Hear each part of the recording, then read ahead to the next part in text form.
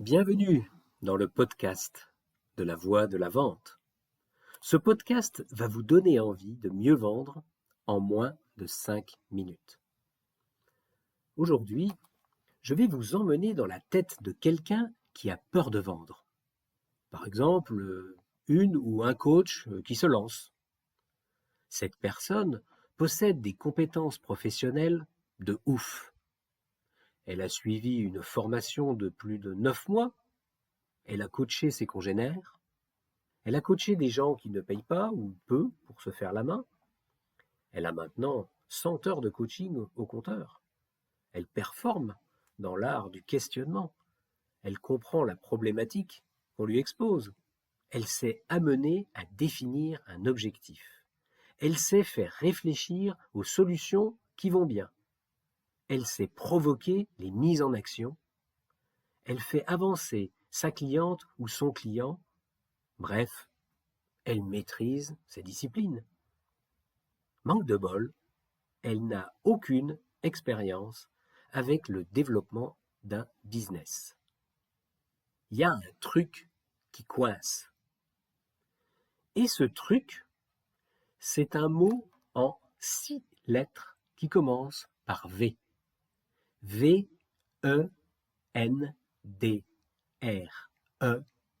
vendre.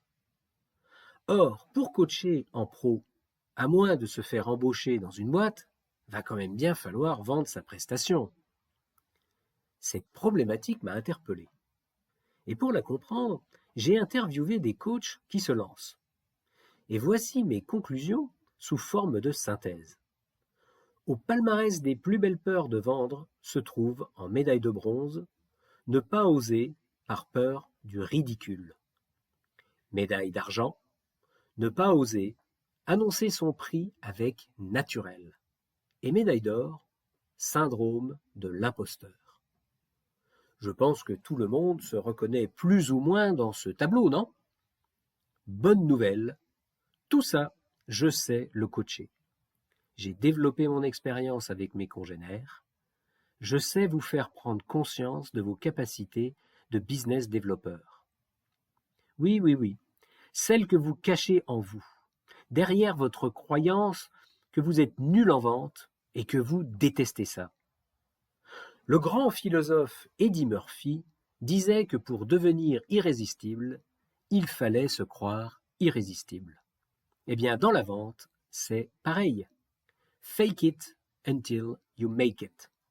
Et puis un jour, vous passez au stade suivant. Make it and you will make it.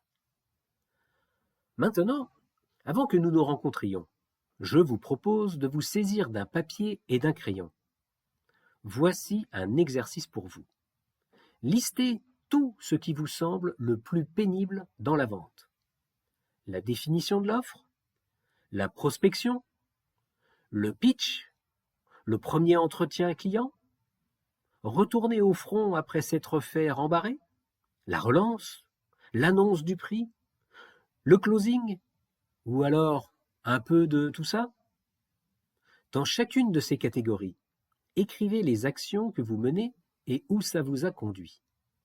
Notez les pensées que chaque action vous inspire et ce que vous ressentez. Ça vous parle? Voilà. Sur ce, je vous laisse et je vous dis à jeudi prochain. À bon entendeur. Salut!